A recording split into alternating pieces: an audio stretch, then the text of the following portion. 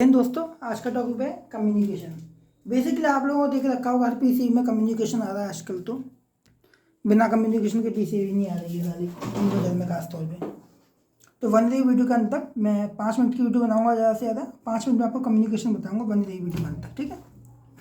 देखिए, जो कम्युनिकेशन है वो डाई वोल्टेज पे काम करता है। मैं मेन टॉपिक बताऊँगा आपको, ठीक है। डाई वोल्टेज पे काम करता है जो कम्युनिकेशन, डाई वोल्टेज पे काम करता है। क्योंकि जो माइक्रो कंट्रोल यूनिट होती है हर एक कम्युनिकेशन इंडोर के अंदर और आउटडोर के अंदर इस टाइप की आईसी होती है, इसे एमसीयू बोल रहा था, माइक्रो कंट्रोल यूनिट। अब एमसीयू 5 वोल्टेज पे काम करता है।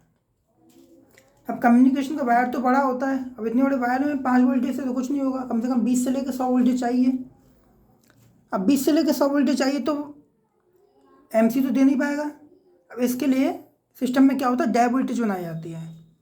डाई वोल्टेज बनाए जाते हैं। तो डाई वोल्टेज में क्या होता है, जो इंडोर का ग्राउंड होता है और आउटडोर का ग्राउंड होता है, और इंडोर की लाइन न्यूट्रल होती है और आउटडोर का लाइन न्यूट्रल होती है, ये दोनों सेम होती हैं। एक होते हैं, अलग अलग नहीं होते हैं, ठीक है। अब देखिए, जो कम्युनिकेशन होता है वो 4 ऑप्टोकपलर के माध्यम से बनाया जाता है।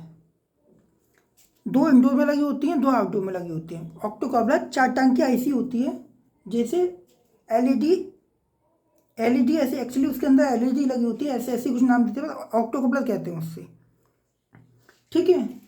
अब जो इंडोर में ऑप्टोकपलर के बारे में बताऊंगा, इंडोर से शुरुआत करता हूँ मैं कम्युनिकेशन के बारे में। देखिए, पहले इंडोर क्या करती है, भेजती है सिग्नल। जब माइक्रो कंट्रोल यूनिट एमसीयू जब कुछ वोल्टेज की कमांड एनपीएन ट्रांजिस्टर को देता है, एनपीएन ट्रांजिस्टर यहाँ से ग्राउंड पास करता है। ग्राउंड यहाँ से इसका बेस इनेबल हो जाता है, बेस के माध्यम से यहाँ से कुछ ग्राउंड की वोल्टेज ऊपर जाती है 2 नंबर पे, और पुल अप रजिस्टर द्वारा 1 नंबर पे 5 वोल्ट टाइप पहले से बनी होती है। तो जो एलईडी क्या होती है, जितने तार वार एमसीयू इसको ट्रांजिस्टर को सप्लाई देगा, उतने बार एलईडी ग्लो करेगी, उतने टाइम जो एलईडी ग्लो करेगी उतने टाइम जो ऑप्टोकपलर के अंदर लगा रिसीवर रिसीव करेगा। रिसीव करने के माध्यम से ये उतने दफ़ा नेगेटिव वोल्टेज भेजेगा, क्योंकि जो डायोड लगा है, डायोड यहाँ से पॉजिटिव वेव पास नहीं होने देगा, इसलिए नेगेटिव वेव पास होगी यहाँ से। डायोड के बारे में पढ़ा होगा एनोड कैथोड, तो आप समझ गए होंगे, इसका सिंबल देखते होंगे, ठीक है। यहाँ से नेगेटिव वेव पास होगी, नेगेटिव वेव पास होने के बाद यहाँ से जाती हुई यहाँ पे जाएगी। जब यहाँ से जाएगी तो एक रेजिस्टेंस के माध्यम से, क्योंकि कुछ वोल्टेज भी जाते हैं, ऐसी बात नहीं है कि बिल्कुल ही नेगेटिव जा रहा है, ये मत समझ लेना। एलईडी ग्लो होती है, एलईडी ग्लो को ही रिसीव करता है, ठीक है। एक रेजिस्टेंस के माध्यम से ये 2 नंबर पे आएगी। जब 2 नंबर पे आएगी ग्राउंड, तब ग्राउंड 2 नंबर पे अटैच होगी, तो जाहिर सी बात है, जब डाई वोल्टेज लाइन और न्यूट्रल द्वारा बनाए जाते हैं तो कुछ वोल्टेज 1 नंबर पर हमेशा स्टेबल रहती है। जब 1 नंबर पर कुछ वोल्टेज स्टेबल रहते हैं, यहाँ पे ग्राउंड आता है तो एलईडी ग्लो करती है। जब एलईडी ग्लो करती है तो यहाँ पे रिसीवर लगा होता है, ये रिसीवर रिसीव करता है, ये 5 वोल्ट का प्लग रेजिस्टेंस द्वारा इसको दिए होते हैं। नीचे वाला 3 नंबर ग्राउंड से जुड़ा होता है, एमसीयू रिसीव करता है, काउंट कर लेता है, ठीक है। ये हो गया सेंटर का। खासतौर पर एक बात बता दें हम आपको, जो सेंटर होता है ना, ऑप्टोकपलर आईसी के ऊपर एक ऐसे ऑप्टोकपलर आईसी होती है, एक पॉइंट बना होता है, ये काउंटिंग की स्टार्ट होती है, ठीक है। जो 1 नंबर और 2 नंबर होती है, जिधर पॉइंट लगा हुआ तो 1 नंबर और 2 नंबर होती है, वो हमेशा भेजने वाली होती है। जिधर 1 नंबर और 2 नंबर होती है उधर पॉइंट लगा होता है, वो भेजने वाली होती है। जो एमसीयू की तरफ होती है वो हमेशा भेजने वाली होती है, समझे नहीं समझे। ऑप्टोकपलर की 1 नंबर टांग और 2 नंबर टांग अगर माइक्रो कंट्रोलर यूनिट की तरफ होगी तो वो भेजने वाली होगी, और जितना 3 और 4 होगी वो रिसीवर होगी, ठीक है। अब देखिए, ये रिसीव कर लेता है, जो उतनी दफ़ा एलईडी, जितनी दफ़ा यहाँ से सिग्नल जाएगा उतनी दफ़ा ये एलईडी ग्लो करेगी, उतनी टाइम रिसीवर रिसीव करेगा, उतने टाइम एमसीयू को कमांड देगा, ठीक है। अब आ जाइए इस पर। अब आप सोचोगे यहाँ पे ग्राउंड कैसे आया, तो मैंने आपको पहले ही बता दिया था, इंडोर और आउटडोर ग्राउंड सेम होता है। जो कम्युनिकेशन सर्किट होता है वो डाई वोल्टेज पे काम करता है। डाई वोल्टेज कैसे ले जाते हैं ये भी बताऊंगा आपको आगे। अब देखिए, यहाँ से एमसीयू माइक्रो कंट्रोल यूनिट ने कमांड दी, पुल अप द्वारा 5 वोल्ट का रेजिस्टेंस लगा है, ठीक है, क्योंकि ये पॉजिटिव वेव भेज रहा है। यहाँ पे ग्राउंड लगा है, यहाँ से ये रिसीव करेगा, समझे, रिसीवर लगा है ना, ये ऑक्टोकपलर 3 और 4 है, क्योंकि ये सेंडर नहीं रिसीवर है, सेंडर इसका ये रहा। रिसीवर है, रिसीव करेगा। ये एलईडी ग्लो होगी, ये रिसीव करेगा। ये एमसीयू को बताया कितनी बार रिसीव, कितनी बार एलईडी ग्लो हुई है। इधर से क्या कम्युनिकेशन में रहा है, मान के चलिए आउटडोर का कोई सेंसर कटा है तो उस हिसाब से ये कमांड भेजेगा, ये रिसीवर रिसीव करके एमसीयू को बताएगा, इंडोर वाले को, इंडोर वाला फिर एरर दिखा देगा। अब देखिए आउटडोर पे आ जाइए।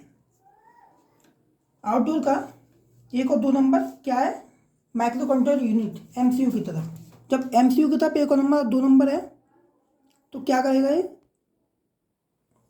जब 1 नंबर और 2 नंबर एमसीयू की तरफ तो पुल अप रेजिस्टेंस द्वारा 1 नंबर पर 5 वोल्ट दे रखते हैं। ठीक है, माइक्रो कंट्रोल यूनिट ने एनपीएन ट्रांजिस्टर कुछ कमांड दी, ग्राउंड से जहाँ से वोल्टेज गए 2 नंबर पे आए, 2 नंबर की एलईडी ग्लो हुई, एलईडी ग्लो होने के बाद 4 नंबर पे कुछ वोल्टेज में बने रहते हैं, हमेशा स्टेबल रहते हैं।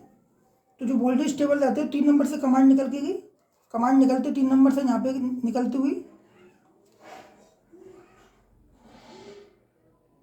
3 नंबर से कमांड निकली, 3 नंबर से कमांड निकलते हुए इस वायर के माध्यम से, जो कम्युनिकेशन वायर होता है आपको देख सकते हो, ठीक है, जो कम्युनिकेशन वायर होता है उसके माध्यम से पॉजिटिव वेव आएगी, क्योंकि यहाँ से डायोड से पास हो जाएगा पॉजिटिव वेव, क्योंकि ये जिन्हें डायोड लगा होता है, जिन्हें डायोड रिवर्स बायस में काम करता है, ये बात तो आप भी जानते हो।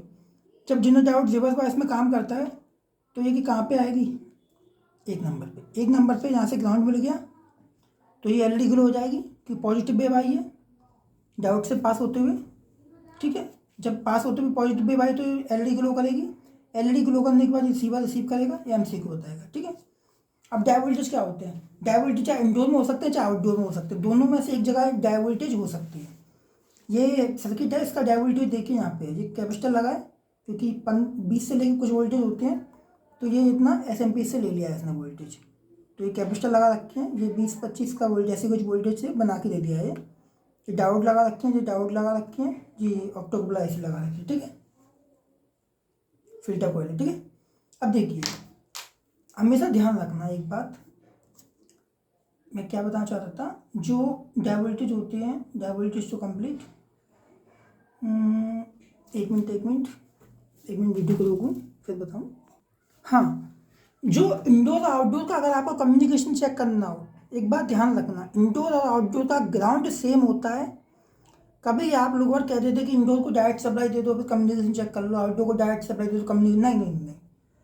देखिए इंडोर और आउटडोर को दोनों को आपस में कनेक्ट कर दीजिए। पता नहीं कंपनी ने कहाँ पर डाई वोल्टेज बनाया हो, साथ इंडोर में बना दिया हो चाहे आउटडोर में बना दिया हो, ये चीज़ आप डिसाइड नहीं कर सकते हो। हमेशा दोनों को कनेक्ट करिए फिर जाके आप इसका चेक करिए।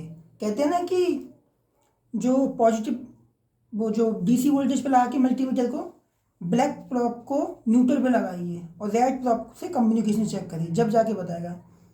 क्योंकि इंडोर और आउटडोर का हमेशा न्यूट्रल जो होता है वो हमेशा कंबाइंड होता है, समझ रहे हो आप, न्यूट्रल कंबाइंड होता है। जो फेस होता है, जो कम्युनिकेशन में वोल्टेज आते हैं वो डीसी वोल्टेज आते हैं, हालांकि न्यूट्रल में भी डीसी वोल्टेज होते हैं क्योंकि कंबाइंड चलते हैं ना।